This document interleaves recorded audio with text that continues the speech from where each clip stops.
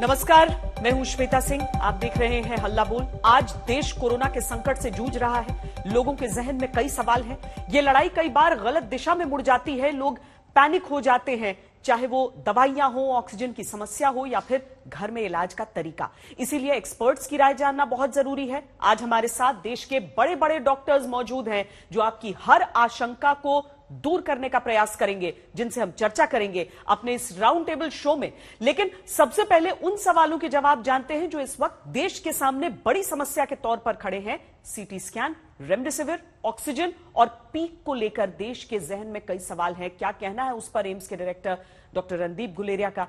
आइए पहले वो जान लेते हैं। 80 to 85% पेशेंट्स हैं वो माइल्ड इलनेस होती है, उनको जुकाम, नजला, बुखार हुआ, बॉडी एक्स हुई और वो बिल्कुल ठीक हो जाएंगे। उनको सीटी कराने की कोई जरूरत नहीं है, स्पेशली यंगर एज ग्रुप में, बिकॉज सीटी से रेडिएशन एक्सपोजर भी होता है। और ये बहुत डेटा अवेलेबल है नाउ यूएस में। इंटरनेशनल एटॉमिक एनर्जी एजेंसी जो है वो तो यही कहती है कि आप जितना कम करो रेडिएशन एक्सपोजर उतना जरूरी है, क्योंकि बाद में कैंसर के चांसेस बढ़ जाते हैं।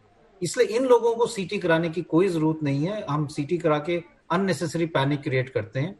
ये हमें समझना चाहिए कि माइल्ड केसेस में भी लंग्स में माइल्ड पैचेस आ सकते हैं जो अपने आप खत्म हो जाएंगे। सबसे पहले हम परिचय कराते हैं उन खास मेहमानों से जो हमारे साथ जुड़े हैं इस समय। Doctor Naresh Trehan, chairman and managing director Medanta, और डॉक्टर अशोक सेठ, chairman of Fortis Escorts heart institute.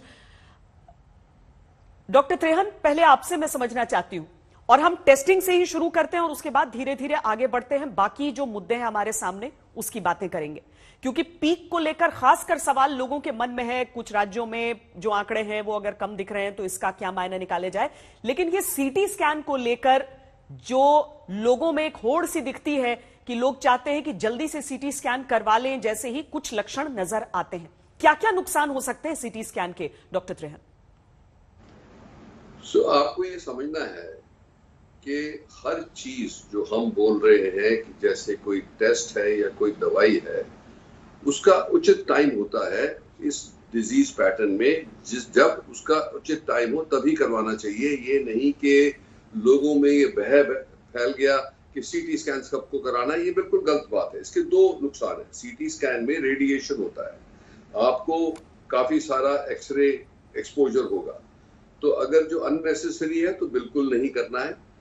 जिसमें हम सोचते हैं कि ये सिंड्रोम बढ़ रहा है, क्योंकि एक चीज को नहीं देखते, हर इसमें टेम्परेचर, कितनी इंटेंसिटी है, क्या स्कोर है, सीटी स्कोर है उसका, वायरल लोड का, और उसके साथ साथ हम ब्लड टेस्ट कराते हैं जिससे पता लग जाए कि बॉडी में इन्फ्लेमेशन हो रही है कि नहीं।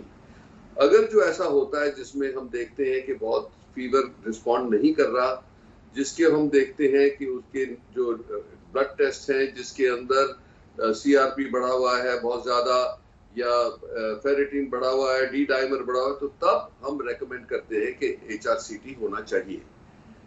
जल्दी करा लोगे तो उसका कोई फायदा नहीं होगा, फिर कराना पड़ेगा और डबल एक्सपोजर मिलेगा, डबल एक्सपेंस होगा। और सीटी स्कैन अगर जो सारा हिंदुस्तान ही कराने लगेगा तो इतनी फैसिलिटीज भी नहीं है, और जिनको जरूरत है उनका टाइम ही नहीं मिलेगा।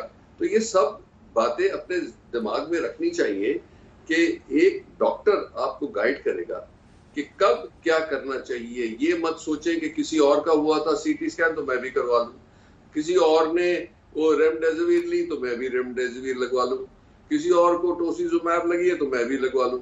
ये बिल्कुल उचित नहीं है। इससे नुकसान होता है, क्योंकि हर चीज का साइड इफेक्ट होता है। तो इसीलिए हमें डिसाइड करने दो एज डॉक्टर्स, और सब डॉक्टर्स को इतना नॉलेज है कि कब क्या टेस्ट कराना चाहिए। सो पब्लिक को उससे गाइडेंस उस डॉक्टर से लेनी चाहिए, खुद नहीं डिसाइड करना चाहिए। डॉक्टर अशोक सेठ, इसके बावजूद हम लाइनें देख रहे हैं आजकल आरटीपीसीआर को लेकर कुछ लोगों के मन में यह संशय आया कि कहीं ऐसा तो नहीं है कि मुझे लक्षण है लेकिन इसके बावजूद नेगेटिव आ रहा है तो मैं जल्दी से सीटी स्कैन करा के देख लेता हूं। ये लोगों के मन में वहम आरटीपीसीआर को लेकर आना शुरू हुआ, जिसके बाद सीटी स्कैन को लेकर यह होड़ शुरू हुई। लेकिन किस तरह का खिलवाड़ वो कर रहे हैं अपनी सेहत से? ये तो खिलवाड़ है ही, और डॉक्टर त्रेहन जी ने साफ बताया कि ये अपने आप को नहीं ट्रीट करना है। पहली बात ये, डॉक्टर डिसाइड करेंगे कब कौन सा टेस्ट फायदेमंद हो सकता है और ट्रीटमेंट को ऑल्टर कर सकता है। ये आप खुद नहीं डिसाइड कर सकते। सेकेंडली, हम पेशेंट को ट्रीट करते हैं, टेस्ट को नहीं ट्रीट करते हैं। तो वो टेस्ट लेके आप कहीं पहुंच जाओगे तो उसके बेसिस पे ट्रीटमेंट नहीं स्टार्ट होती है अगर आप बिल्कुल ठीक फील कर रहे हो। और तीसरी बात समझने की है आरटीपीसीआर के बारे में। आरटीपीसीआर अगर नेगेटिव होता है, क्योंकि 70% ही एक्यूरेट टेस्ट है, तो इसका ये मतलब होता है ये कोई टेस्ट 100% एक्यूरेसी से कोविड को नहीं पिकअप कर सकता। तो 70% एक्यूरेसी का मतलब है कि 30% जिनको कोविड है वो मिस आउट हो सकते हैं। वो इसलिए मिस आउट हो सकते हैं कि अगर बहुत जल्दी डिजीज में कर दिया हो, जब तक कि वायरस थ्रोट में प्रोलिफरेट नहीं कर रहा है या उसका लोड कम है, अगर उसको ट्रांसपोर्टेशन में आफ्टर ऑल टेस्ट भी किसी सेंटर में जाके किया जाता है, किस तरह से टेस्ट किया जाता है, ये सब चीजें मैटर करती है। और थोड़ा सा ये भी देखा गया है कि आज 50 तरह के आरटीपीसीआर टेस्ट के किट्स अवेलेबल है मार्केट में। कुछ बहुत ही एक्यूरेट है, कुछ कम एक्यूरेट है, और कुछ उनमें से ऐसे भी हैं कि अगर वो जीनोम सीक्वेंसिंग ज्यादा नहीं देखते तो नए वेरिएंट्स को मिस आउट कर सकते हैं। तो नहीं, हमें क्लियरली मैनेज करना अपने सिम्टम्स को। इस टाइम पे मैं कहूंगा आप सबको, क्योंकि मैं देख रहा हूं कहां डिले हो रही है, कि अगर बुखार हो, खांसी जुकाम सर्दी हो, अगर वही रनी नोज और बॉडी और बुखार की फीवर और टेंडेंसी आ रही हो, तो ये सोच ले कि ये कॉमन फ्लू नहीं है, ये सिर्फ जुकाम खांसी ही नहीं है। इस टाइम पे प्रैक्टिकली 100% श्योर है कि वो कोविड है। कुछ लोग टेस्ट करा के 2 दिन बाद टेस्ट कराते हैं, क्रोसिन खाते रहते हैं, उसके बाद जब टेस्ट होता है नेगेटिव होता है, फिर वो अपने आप को आइसोलेट नहीं करते, और 6ठे दिन पे जाके या 7वें दिन पे जाके जब वो सीरियस हो जाते हैं तो कहते हैं बट मेरा तो टेस्ट नेगेटिव था, तो मेरा का तो कुछ, मैं तो यही खा रहा था दवाइयां। सो आप ये सोच के चलो, इस टाइम पे इट इज लाइकली कि आपका कोविड टेस्ट नेगेटिव होते हुए भी अगर आपको बुखार खांसी सर्दी जुकाम के सिम्टम्स हैं, वो कोविड है। आप अपने डॉक्टर से बात करें, वो डिसाइड करेगा। ब्लड टेस्ट, उनमें भी बातें पता चल जाती हैं। एक और कोविड टेस्ट, उनमें भी बातें पता चल जाती हैं। सीटी स्कैन तब करते हैं जबकि आपको ऑक्सीजन की कमी हो और डॉक्टर ये कह रहा है कि अब मुझे next line of treatment decide करनी है। फर्स्ट लाइन ऑफ ट्रीटमेंट तो 90% के माइल्ड सिम्टम्स होते हैं, वो ठीक ठाक होकर वैसे ही बेटर हो जाएंगे। सेकेंड लाइन ऑफ ट्रीटमेंट में डॉक्टर उसके बेसिस पे कई बार अपनी ट्रीटमेंट को ऑल्टर करते हैं, ट्रीटमेंट को चेंज करते हैं। और रेयर केसेस ऐसे होते हैं जिसमें कि हर कुछ नेगेटिव होते हुए चेस्ट इन्फेक्शन कई बार होता है, कई बार कोई सोचता है कि निमोनिया हो रहा है, और उसको भी कोविड से डिफरेंशिएट करने के लिए ये टेस्ट किया जाता है। तो ये डॉक्टर कुछ केसेस में इस वजह से यूज करते हैं। जी, और जिस तरह के खतरे बताए जा रहे हैं उसको लेकर आप सबको समझना होगा कि खुद का डॉक्टर नहीं बनना है। हालांकि अस्पतालों की किल्लत है, लेकिन सलाह की किल्लत नहीं है इस देश में। डॉक्टर शशांक, एक और बात कि कई बार अगर आप सही टाइम पे ट्रीटमेंट न लो तो वो नुकसान कर सकती है। अगर जैसे देखा गया है कि स्टेरॉइड्स, लोग आजकल तो प्रेडनिसोलोन खुद ही खाना शुरू कर देते हैं। आज मुझे बुखार हो गया, सुना है कि कोविड में प्रेडनिसोलोन यूज करते हैं, स्टेरॉइड्स यूज करते हैं, और वो पता चला कि तीसरे दिन पे किसी ने उनको फोन करके कह दिया कि मैं भी खा रहा था, आप भी खाना शुरू कर दो। और ये भी है कि अगर आपने इसको गलत टाइम पे ली, वायरल रेप्लिकेशन के फेज में ली, तो वायरस और बुरी तरह से बढ़ सकता है, प्रोलिफरेट कर सकता है, खतरनाक बीमारी हो सकती है। और वही दवा जो कि सही टाइम पे यूज करने से आपकी जान बचा सकती थी, वो गलत टाइम यूज करने से आपकी जान जा भी सकती है। जी, doctor Shashank Joshi, member COVID task force Maharashtra, और डॉक्टर राजेश एम पारेख जो कि director medical research and neuropsychiatry, माफ कीजिएगा डॉक्टर साहब, आजकल इतने जसलोक अस्पताल से आप, आजकल इतनी भारी भारी शब्दों का इस्तेमाल सबको करना पड़ गया है, आम लोगों को भी, कि हम लोग थोड़ा थोड़ा डॉक्टर खुद को महसूस करने लगते हैं। लेकिन डॉक्टर पारेख, मैं पहले आपके पास आऊंगी और उसके बाद डॉक्टर शशांक के पास जाऊंगी, क्योंकि मैं उसके बाद पीक की चर्चा करूंगी। लेकिन मैं पहले आपसे यह समझना चाहती हूं, ठीक है, पिछले साल से हमने हाइड्रोक्सी क्लोरोक्वीन सीखा, इस साल रेमडेसिविर सीख रहे हैं, लेकिन जिसका जिक्र डॉक्टर सेठ भी कर रहे थे कि एक व्यक्ति को अगर कोरोना होता है तो उसके ग्रुप में जिसे पहले हुआ रहता है, वो व्यक्ति कहता है अरे मेरे पास प्रिस्क्रिप्शन पड़ी है, स्टार्टिंग से तुम भी ये मेडिसिन शुरू कर दो। क्या ये एक आइडियल स्थिति है? क्या ऐसा करना चाहिए, या फिर कोशिश यही करनी चाहिए कि पॉजिटिव आने के बाद सलाह ली जाए डॉक्टर? बिल्कुल, तो जैसे डॉक्टर ट्रेहान और डॉक्टर सेठ ने बहुत अच्छी तरह से हमको समझाया कि अपने आप को हमने निर्णय नहीं लेना चाहिए कि कौन सी दवाई लेनी है और कौन सी टेस्ट करनी है। सबसे पहले श्वेता जी, हमको हमेशा एक चीज याद रखनी चाहिए कि जो कोई भी टेस्ट हो दुनिया का, वो जो हम क्लिनिकल डायग्नोसिस बोलते हैं, जो डॉक्टर पेशेंट का इतिहास सुन के, पेशेंट को तपास करके जो उनको डायग्नोसिस लगता है क्लिनिकल एग्जामिनेशन से, वो सबसे महत्वपूर्ण होता है। टेस्ट का करने का जो रीजन होता है वो इसलिए है कि अगर डायग्नोसिस नहीं हो तो उसको देखने के लिए, और अगर डायग्नोसिस हो तो उसको कंफर्म करने के लिए। तो कभी भी ऐसा नहीं होना चाहिए कि सिर्फ टेस्ट कर लिया और टेस्ट को देख के टेस्ट के बाद ट्रीटमेंट शुरू कर दी। फिर जैसे आपने कार्यक्रम में बताया था पहले कि ये टेस्ट करने में, HRCT स्कैन करने में काफी नुकसान भी हो सकता है और उसकी जरूरत भी नहीं होती है। अभी क्या हुआ है देखिए, 90% से ज्यादा लोग माइल्ड इन्फेक्शन के साथ ठीक तरह से ठीक हो जाते हैं, लेकिन उनके विजुअल्स तो टीवी के लिए ड्रामेटिक नहीं है। टीवी पे ये लोगों को हम देखते नहीं हैं, वो अपने आप ठीक होके अपने काम पे लग जाते हैं। लेकिन जो लोग ICU में होते हैं, जो स्मशान घर में जो हो रहा है, वो ज्यादा टीवी पे दिखाई देता है। तो क्या हो रहा है श्वेता जी, लोग ये नहीं समझ पाते कि ये एक बहुत माइनॉरिटी है, 5%, 2% ये माइनॉरिटी है जिनके हम इमेजेस टीवी पे हर रोज देख रहे हैं। टीवी पे ही नहीं, सोशल मीडिया पे, प्रिंट में, सब जगह। तो लोगों को पहले तो ये ध्यान में रखना चाहिए कि 90% से ज्यादा हमको कुछ होने वाला नहीं है, हमको खुद दवाई शुरू नहीं करनी है, हमको अपने आप खुद टेस्ट नहीं करनी है। उसके बाद अगर सिम्टम्स आ गए तो किसी भी डॉक्टर के साथ चर्चा करके, अभी बहुत सारे अस्पताल, जसलोक अस्पताल भी होम केयर सिस्टम ऑर्गेनाइज किया है, यानी वहां से वीडियो पे डॉक्टर घर पे बात करेगा और पूरी सलाह देगा। और घर पे ज्यादा कुछ नहीं करना है, बहुत पानी पीना है, खिड़कियां खोलनी है, पंखा चालू रखना है, आराम करना है, ज्यादा ट्रीटमेंट आगे नहीं है। तो वो डॉक्टर के साथ चर्चा करके फिर अगर टेस्ट की जरूरत पड़ी तो करनी चाहिए, नहीं पड़ी तो घर पे आराम करना चाहिए। क्योंकि क्या होता है, 10-12 दिन में लोग वैसे भी ठीक हो जाते हैं। अभी समझो 5वें दिन पे टेस्ट किया, आजकल उसका रिपोर्ट आने में 3-4 दिन निकल जाते हैं, तो रिपोर्ट 90-10वें दिन पे आया, उसके बाद 12वें दिन पे ट्रीटमेंट शुरू होती है और पेशेंट को लगता है कि अरे मैंने ये दवाई ले ली, मैं 2 दिन में ठीक हो गया। लेकिन वो तो वैसे भी 2 दिन में ठीक होने वाला था, क्योंकि 14 दिन निकल चुके हैं।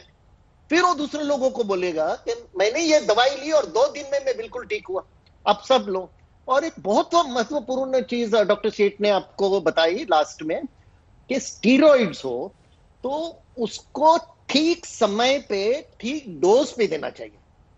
अगर पहले दिया और ज्यादा डोज में दिया तो बहुत नुकसान हो सकता है। तो दवाई की एक निशान है, खूबी है कि उसको ठीक समय पे लेना चाहिए, ठीक डोज पे लेना चाहिए और मेडिकल सुपरविजन से लेना चाहिए, क्योंकि ताकि कोई साइड इफेक्ट आ जाए तो डॉक्टर तुरंत बोल सकेगा क्या करना चाहिए।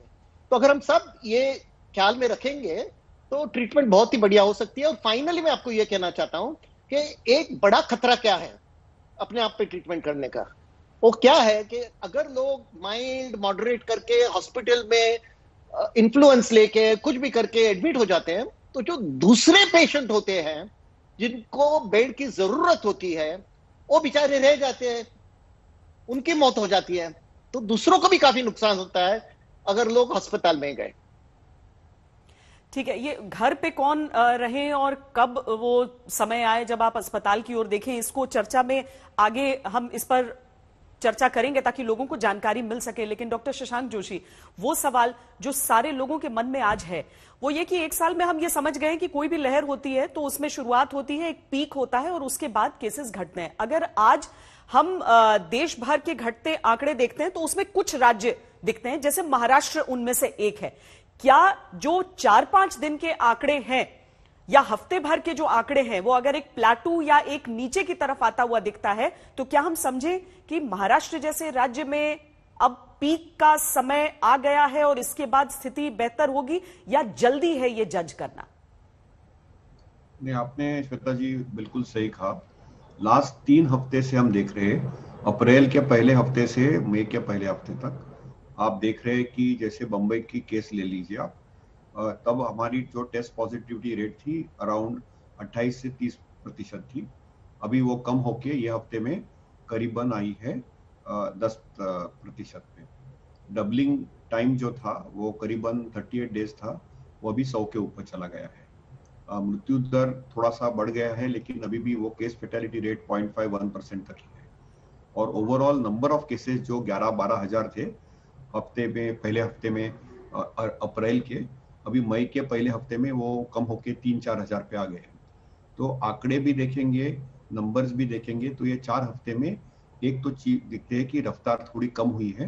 मुंबई में और महाराष्ट्र में से 13 या 14 जिले हैं, वहां पे हम देख रहे हैं उसमें से 8-10 जिलों में अभी भी प्रादुर्भाव है, कोविड है, और अभी भी वो प्लेटू पे है। लेकिन एक 4-5 जिलों में हम एक संकेत देख रहे हैं कि प्लेटू होके ये लहर कम होनी चालू होगी। हमको 2 चीज समझनी चाहिए कि दूसरी जब लहर आती है तो उसकी तीव्रता ज्यादा स्ट्रांग रहती है, प्लेटू ज्यादा वक्त के लिए रहता है, पहले लहर से भी ज्यादा 2 हफ्ते रहेंगे। तो हमको लगता है कि ये संकेत और 2 हफ्ते तो रहेंगे। लेकिन 2 चीज मैं आपको स्पष्ट बोल सकता हूँ कि ये लहर कोई राज्यों के कोई डिस्ट्रिक्ट्स में कम हो रही है, और बम्बई उसका एक उदाहरण है। जैसे आप केरल भी देखेंगे तो केरल में केसेस काफी ज्यादा थी मार्च में, और अप्रैल से उनकी प्लेटू होके अभी उनकी लहर अभी लगभग निकल गई है। तो हमको 2-3 अच्छे संकेत दे रहे हैं, और यही भारत वंश में भी होगा। जैसे नॉर्थ इंडिया में दिल्ली वगैरह है, 2 हफ्ते के बाद हम देखेंगे कि वहां पे भी केसेस प्लेटू होके स्लोली वो कम होने चालू होंगे।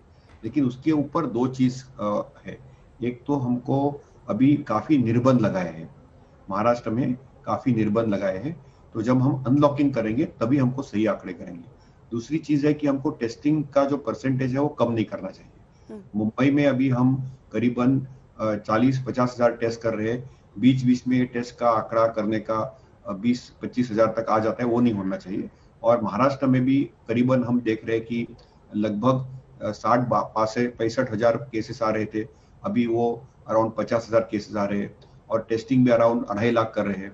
तो टेस्टिंग का आंकड़ा नहीं कम करके एक संकेत तो निश्चित दिखता है कि ये लहर है, ये तो नीचे आनी है। जैसे लहर ऊपर आती है वैसे वो प्लेटू होती है, प्लेटू होके नीचे आती है। तो पहले संकेत दिखने लगे हमको कि ये लहर उतरेगी। एटलीस्ट महाराष्ट्र में तो वो कम होने के संकेत दिख रहे हैं हमको, लेकिन अभी भी हमको 2 हफ्ते लगेंगे। लेकिन स्पष्ट है अभी कि ये डायरेक्शन तो डाउनवर्ड ट्रेंड में है। इन बातों से हौसला बहुत लोगों का बंधेगा डॉक्टर शशांक। डॉक्टर त्रेहन, अगर हम अच्छा, डॉक्टर त्रेहन से अभी संपर्क हमारा कटा हुआ है। डॉक्टर अशोक सेठ, अगर हम महाराष्ट्र को ही एक एग्जाम्पल के तौर पर और यहाँ के आंकड़ों को एक मिसाल के तौर पर देखकर चलें, तो हमें यह भी समझ में आता है महाराष्ट्र उन राज्यों में था जिन्होंने जल्दी और काफी समय से ये लॉकडाउन लगाकर रखा है, रिस्ट्रिक्शंस बढ़ाकर रखी हैं। क्या ऐसे आंकड़े देखने के लिए, ऐसी परिस्थितियां देखने के लिए बाकी राज्य जहां पर इस समय केसेस ऊपर ही जाते हुए दिख रहे हैं, वहां पर भी ये कड़ाई जरूरी हो जाएगी? श्वेता जी, आपने देखा होगा कि ये एक वेव है जो कि पूरी कंट्री को एक साथ नहीं आ रही है। धीरे धीरे करके वही स्टेट्स जो पहले थे, अब जो पहले कम थे, अब वो धीरे धीरे बढ़ते जा रहे हैं। तो इसीलिए पूरा हिंदुस्तान अब एक उस लहर में है। ये जरूर है, हमें लॉकडाउन वर्ड अब हमें साइड में रख देना चाहिए क्योंकि उसमें ये डिबेट होता रहता है कि लॉकडाउन खराब है, इकोनॉमी के लिए खराब है, और फिर कोई कहता है कि लॉकडाउन सर्वाइवल के लिए बेटर है। एक्चुअली हम क्या चाहते हैं? हम चाहते हैं कि ये ट्रांसमिशन रुके, ये जो रेट ऑफ ट्रांसमिशन जिसकी वजह से हम एक सुनामी में एनगल्फ हो गए हैं, इसको एक से दूसरे आदमी को वायरस ट्रांसफर रुक जाए। चाहे वो हम कोविड अप्रोप्रिएट बिहेवियर से करें, और कोविड अप्रोप्रिएट बिहेवियर तो टाइम लेगा, तो हम सोचते हैं कि किस तरह लोगों को सेपरेट किया जाए, किस तरह अननेसेसरी गैदरिंग्स खत्म की जाए, किस तरह लोग घूमने फिरने में और उन जगह पे ना जाएं जहां पे वो अननेसेसरी इंजॉय करने जाते हैं या अननेसेसरी वो किसी काम के मतलब की गैदरिंग्स नहीं होती हैं। फिर भी अगर हम बैलेंस रखते हैं कि गैदरिंग्स खत्म करें, हम स्ट्रिक्ट रूल्स एंड रेगुलेशंस लाएं, हम स्ट्रिक्ट कोविड अप्रोप्रिएट बिहेवियर लाएं, हम वर्क फ्रॉम होम करें, वही काम जो घर से हो सकता है, कम लोग ऑफिस जाएं, गैदरिंग्स, पार्टीज, वेडिंग्स में इकट्ठा होना, ये सब खत्म करें तो हम इकोनॉमी को भी डिस्ट्रक्ट नहीं करेंगे और हमारा ट्रांसमिशन भी रुक जाएगा। तो वो एक इंटरमीडिएट समझिए, और इसको लॉकडाउन को अब चेंज कर दीजिए कि या तो समझिए फेज 3 या 4 लॉकडाउन। और आपने देखा होगा अगर हम इसको लेट करते हैं तो फिर हमें रोकना बहुत मुश्किल हो जाता है। महाराष्ट्र ने किया, हमने उसका इफेक्ट देखा है, दिल्ली का भी इफेक्ट 2-3 हफ्ते में आएगा। बट मैं अभी भी सोचता हूं कि हम लोग लेट कर रहे हैं। हमें ये रिस्ट्रिक्शंस, हमें ये इम्पोजिशन ऑफ अप्रोप्रिएट नॉर्म्स सोच लीजिए, हमें सोच लीजिए कि ये इंस्टॉलेशन ऑफ अप्रोप्रिएट बिहेवियर, कुछ भी वर्ड ले आइए, लॉकडाउन वर्ड ना लाइए, बट हमें करना ही पड़ेगा। और आपने देखा कई स्टेट्स वो धीरे धीरे ला रहे हैं। सून यही होगा कि काफी सारे स्टेट्स, इसको कंटेनमेंट कहिए कुछ भी कहिए, काफी सारे स्टेट्स उसमें होंगे, क्योंकि हिंदुस्तान दूसरी कंट्री से डिफरेंट है। इसलिए डिफरेंट है कि हम लोग, कंजेशन हिंदुस्तान में ज्यादा है, one of the most congested countries across the world है, पीपल पर स्क्वायर किलोमीटर बहुत ज्यादा है, कोविड अप्रोप्रिएट बिहेवियर बड़ा मुश्किल है हिंदुस्तान में। मैं कहूंगा कि एक तो इनडिसिप्लिन अलग, unfortunately poor reflection of appropriate behaviour and examples अलग, एंड फाइनली कई लोगों के लिए तो आप कहेंगे कि हार्श जोक है अगर हम उनको कहें कि डिस्टेंसिंग करिए, क्योंकि एक एक कमरे में 6-6 लोग रह रहे हैं। तो फिर भी इसलिए हमें समझना है कि अगर हिंदुस्तान में स्प्रेड होता है तो बहुत रैपिडली स्प्रेड होगा, इसको रोकना मुश्किल है। डिसिप्लिन भी यहाँ का सबसे हाईएस्ट नहीं है वर्ल्ड में। तो हमें ये स्थिति, imposition of COVID appropriate behaviour and separation हमें लाना ही पड़ेगा gradually, without hurting the economy to the same extent. So middle path लेना बहुत जरूरी है। वही मेरा तो वही मानना है और मैं उसके फेवर में हूं। इनफैक्ट मैं तो ये भी कहूंगा कि या तो आप धीरे धीरे करके स्टेट्स को लॉकडाउन करते जाइए, या आप पार्शल लॉकडाउन इम्पोज कीजिए कंट्री पर और धीरे धीरे अनलॉकडाउन कीजिए। वो आपके ऊपर है किस तरह एक्सपर्ट समझते हैं, बट क्लियरली वायरस की चेन ऑफ ट्रांसमिशन रोकना बहुत जरूरी है और एक इंटरमीडिएट पाथ लेना बहुत जरूरी है। Not for lockdown versus against lockdown. We are neither talking about for and against, we are saying imposition of COVID appropriate behavior by rules and regulations has to become the norm. Unnecessary gatherings have to finish off. Doctor Pareek, हम उस peak की बात कर रहे थे जिस peak का इंतजार पूरे देश में सब कर रहे हैं कि उसके बाद शायद ढलान पे जाएं, आंकड़े कम होते जाएं। लेकिन क्या समूचे देश में आपको एक तारीख दिख रही है जिसकी गणना अभी तक हो रही थी? अभी तक तमाम एक्सपर्ट्स जो हैं वो एक मिड मे की तारीख दे रहे थे, या फिर हर राज्य को अपने केसेस के हिसाब से इसे आंकना होगा? देखिए श्वेता जी, हमको हमेशा 3 आंकड़ों पर ध्यान रखना चाहिए। सबसे पहले दुनिया में क्या हो रहा है, उससे हमको क्यों उस पर ध्यान रखना चाहिए कि हमको कभी ये भूलना नहीं चाहिए कि ये जो बीमारी है जिसने पूरे दुनिया को हिला दी है वो एक व्यक्ति से शुरू हुई थी। सिर्फ एक ही व्यक्ति से वुहान में ये शुरू हुआ था और अभी पूरी दुनिया में फैल गया है। तो वायरस के लिए पूरी दुनिया एक देश है, और जब तक थोड़े लोग रहेंगे उनकी जिनकी सुरक्षा नहीं रहेगी तो हम सब पे खतरा है।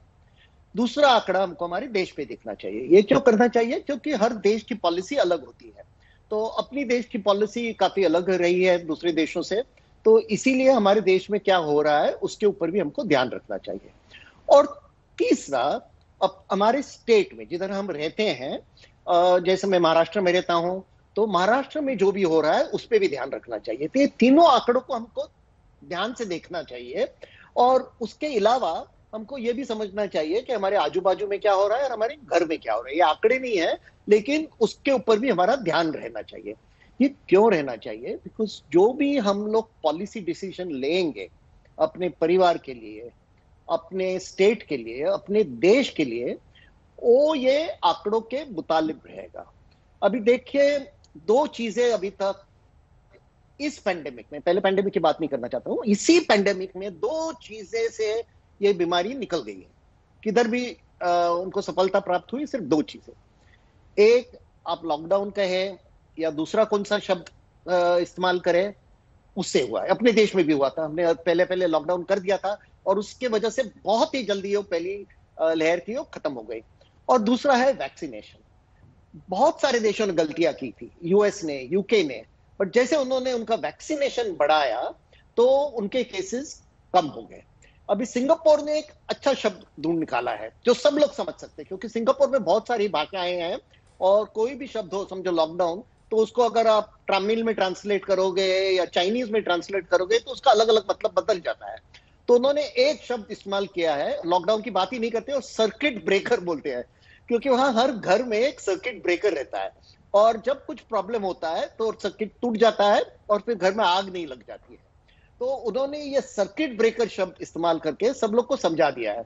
डॉक्टर से बोल रहे हो सही है, क्योंकि लॉकडाउन यानी किसी को लगता है हम कैदी हो जाते हैं, हमको ताले से बंद किया जा सकता है, लेकिन ये लॉकडाउन हमारे पास, या सर्किट ब्रेकर बोलो या कुछ भी बोलो, उसके अलावा अभी जो हमारे देश में हालत है, क्योंकि वैक्सीनेशन की तो बहुत ही शॉर्टेज है, आप तो जानते हैं, आप उसके बारे में चर्चा कर रहे हैं।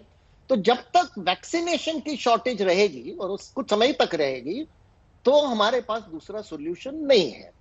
और जैसे वैक्सीनेशन आते रहेगा सभी को वैक्सीनेट करना चाहिए। किसी ने मुझे परसों पूछा था कि 3 चीज क्या है जो हमको करनी चाहिए, वो बोला 3 चीज यही है, वैक्सीनेट, वैक्सीनेट एंड वैक्सीनेट।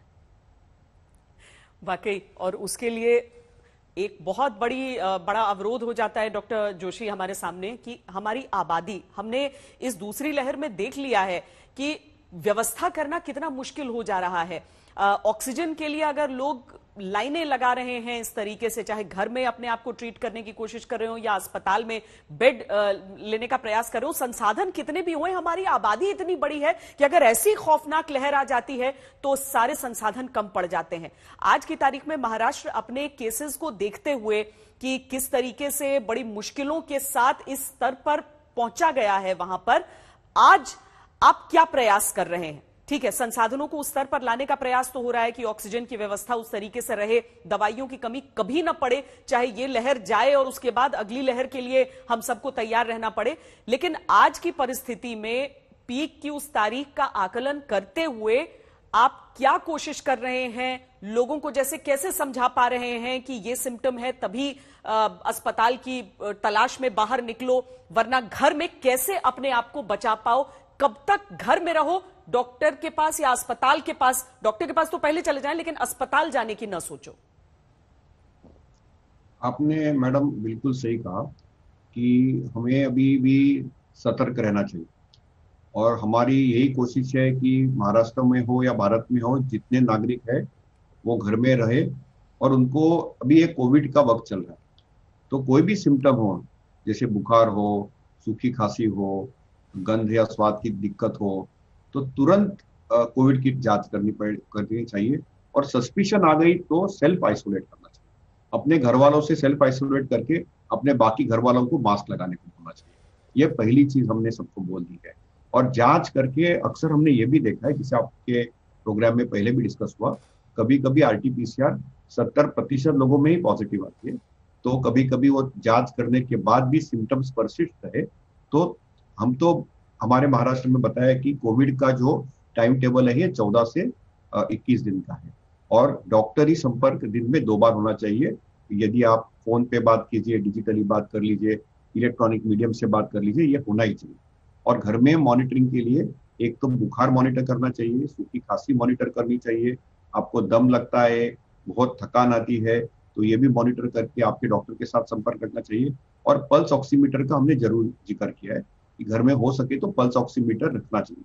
और पल्स ऑक्सीमीटर में ऑक्सीजन सैचुरेशन की मात्रा यदि 93% के नीचे हो या 6 मिनट वॉक करने के बाद यदि वो 3% से नीचे आ जाती है तो तुरंत अपने डॉक्टर को संपर्क करके अस्पताल में जाके ऑक्सीजन लेना चाहिए। ये रेड फ्लैग बोलते हैं।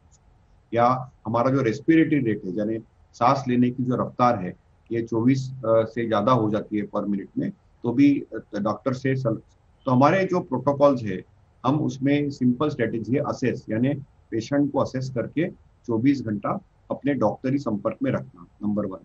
दूसरा, कौन से पेशेंट को ट्रायज या ट्रांसफर करें, यानी कौन से पेशेंट को जरूरत है कि अस्पताल की जरूरत पड़े, कोरोना केयर सेंटर की जरूरत पड़े। और तीसरी चीज है कि घर में जो बाकी व्यक्ति है, क्योंकि इस बार आई हुई जो लहर है उसमें आने वाला स्ट्रेन है, उसका ट्रांसमिसिबिलिटी यानी संसर्ग बहुत फास्ट फैलता है। तो घर में यदि 2 या 3 लोग हो और तो तुरंत सबको सेल्फ आइसोलेट करके उनको भी 3-5 दिन के बाद जांच करनी बहुत जरूरी है और वैद्यकीय सलाह से दवाई लेनी है। बुखार यदि बढ़ जाता है तो पैरासिटामोल ले सकते हैं, बहुत ज्यादा खांसी कम नहीं होती है 5 दिन के बाद तो एक बुडेसोनाइड का इनहेलर ले सकते हैं।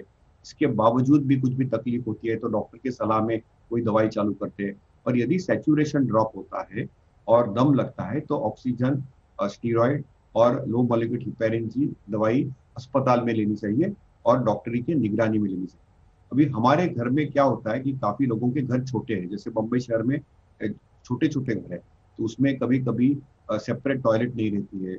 तो इसके लिए हम सबको दरखास्त करते हैं कि हमारे यहाँ के जो बीएमसी वॉर रूम है वहां से उनको कोरोना केयर फैसिलिटी में शिफ्ट किया जाता है, जहाँ को उनको ये सुविधा दी जाती है, खाना पीना दिया जाता है और उनके ऊपर निगरानी भी रखी जाती है। तो ये बहुत जरूरी है कि डरे नहीं और इससे हम बाहर निकलते हैं।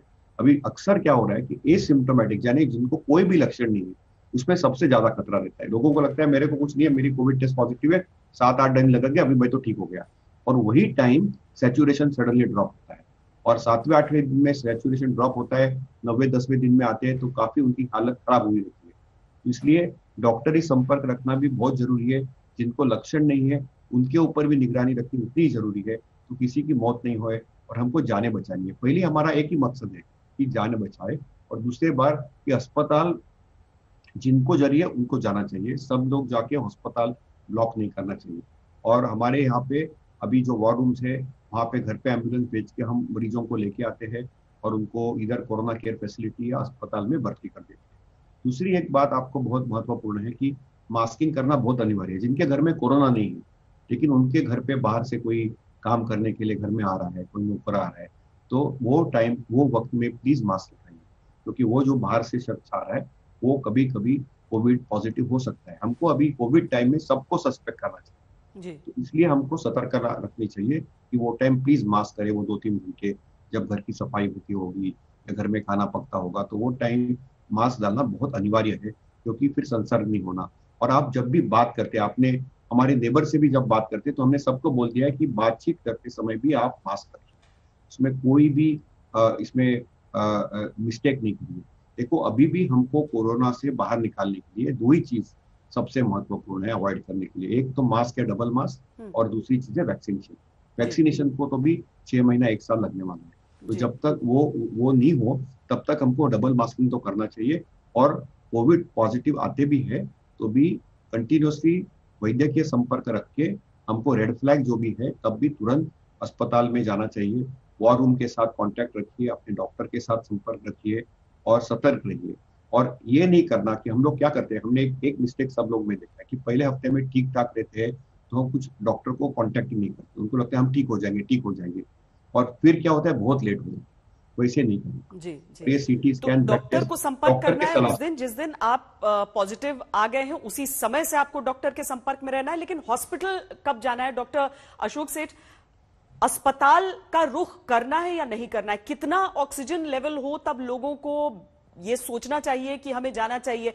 कहीं ऐसा तो नहीं कि उस स्तर पर पहुंचने के बाद यही कहा जाए कि आपने तो बहुत देर कर दी थी? लोगों के मन में यही सवाल आते हैं, इसीलिए पॉजिटिव आते ही कई दफा लोग कोशिश करने लगते हैं अस्पतालों को ढूंढने की।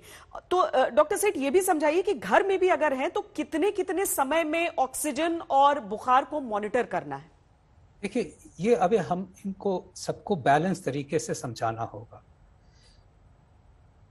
डॉक्टर जोशी ने कहा, बहुत इंपॉर्टेंट कहा, कि डॉक्टर से टच में रहना बहुत इंपॉर्टेंट है, क्योंकि डिसीजन डॉक्टर के ऊपर डिपेंड करता है कि आप कब आए अस्पताल। हमने लोगों को समझाया हुआ है कि डॉक्टर से तो आपने पहले ट्रीटमेंट स्टार्ट कर दी और डॉक्टर के आप टच में रहे। जब सैचुरेशन तो आपका पल्स ऑक्सीमीटर पे मेजर होता है, बड़ी सिंपल चीज है, आप देखते रहते हो, हर 6 घंटे पे, हर 4 घंटे पे देखते रहते हो। बट हम एम्फसाइज करते हैं कि सिर्फ बैठे हुए ऑक्सीजन सैचुरेशन नहीं मेजर करना है। आपने यंग लोगों के लिए तो हम कहते हैं कि 6 मिनट वॉकिंग, अच्छी तरह से वॉकिंग कीजिए और फिर सैचुरेशन मेजर कीजिए। और एल्डरली के लिए कहते हैं कि एटलीस्ट 3 to 4 मिनट कीजिए वॉकिंग और फिर सैचुरेशन बिफोर एंड आफ्टर देखिए।